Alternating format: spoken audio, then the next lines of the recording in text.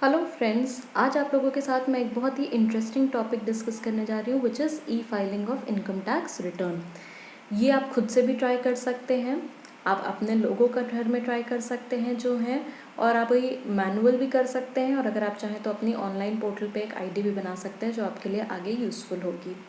तो यहाँ पर जो हम डिस्कस करने जा रहे हैं वो सबसे पहले तो हम समझेंगे कि ई फाइलिंग का मतलब और उसके फ़ायदे क्या क्या होते हैं, किस किस को आईटीआर फाइल करना चाहिए, अगर आप नहीं करते हैं तो किन चीज़ों को आप लूज़ कर रहे हैं, क्या टाइम लिमिट होती है, कितने तरीके के आईटीआर फॉर्म होते हैं, आपको कौन सा फॉर्म चूज़ करना चाहिए, और क्या क्या स्टेप्स होते हैं ई फाइलिंग।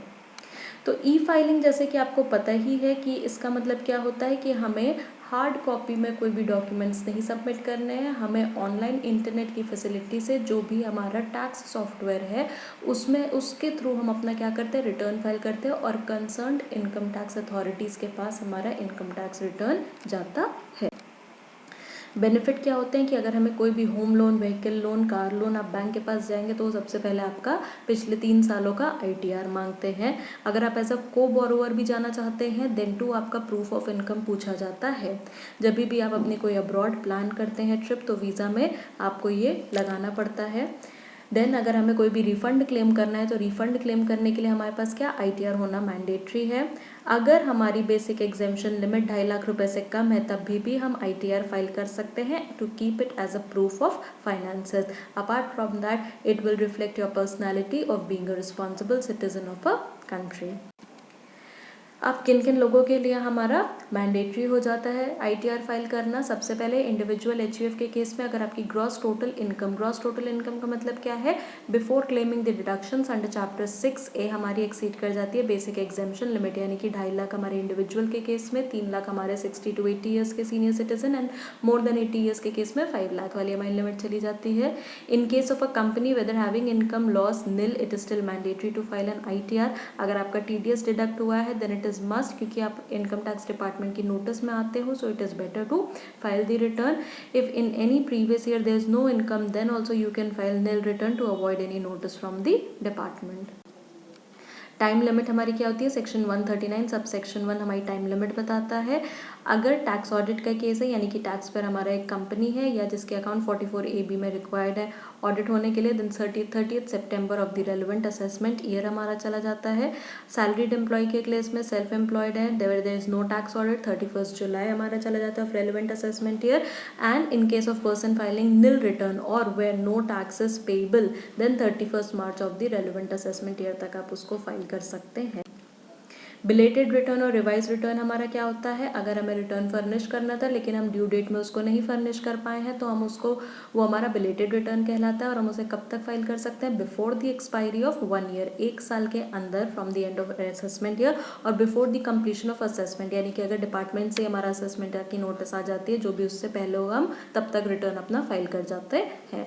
रिवाइज रिटर्न हमारा क्या होता है, हम ऑलरेडी अपना रिटर्न एक बार फाइल कर चुके हैं लेकिन हमें बाद में पता चलता है कि हम उसमें कोई गलती हो गई है या रॉन्ग स्टेटमेंट है, तो हम उसे क्या कर सकते हैं, रिवाइज कर सकते हैं। अगेन कब तक कर सकते हैं, before the expiry of 1 year from the end of relevant assessment year, यानी कि असेसमेंट अगर 1920 है तो मार्च 21 तक, 1 year from the end of relevant assessment year, या अगर डिपार्टमेंट से ही हमारा असेसमेंट आ जाता है उससे पहले हम कर सकते हैं। बिलेटेड रिटर्न हमारा जो होता है कि एक तो हम रिटर्न लेट फाइल कर रहे हैं, वो भी अगर हम गलत फाइल करें तो उसको हम रिवाइज नहीं कर सकते हैं।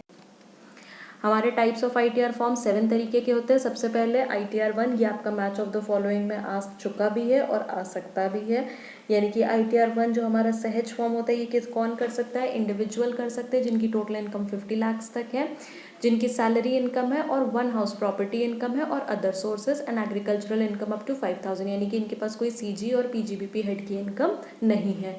आईटीआर 2 हमारा क्या चला जाएगा, individual HUF having income under other head but not PGBP, यानी कि कैपिटल गेन्स को इसमें ले लिया गया है। 3 हमारा क्या चला जाएगा, individual HUF for having PGBP income. 4 हमारा चला जाएगा individual HUF and other than LLP being a resident, जिनकी टोटल इनकम 50 लाख तक है और जिनकी प्रिजम्पटिव टैक्सेशन में भी इनकम है, तो वो कौन सा आईटीआर ऑप्ट करेंगे, आईटीआर 4। आईटीआर 5 आपका एओपी पीओआई और लोकल अथॉरिटी के लिए चला जाएगा। 6 इज फॉर कंपनी हमारा होता है other than claiming exemption under section 11, and 7 होता है हमारा ट्रस्ट के लिए, यानी कि section 139 4A 4B 4C 4D।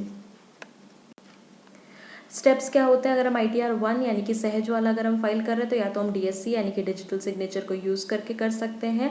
दूसरा ऑप्शन होता है कि अगर हम DSC यूज़ नहीं कर रहे तो हमें ITR 5 यानी कि एक्नॉलेजमेंट फॉर्म जनरेट करना होता है और उसको हमें प्रिंट करके साइन करके CPC हेड बैंगलोर भेजना होता है।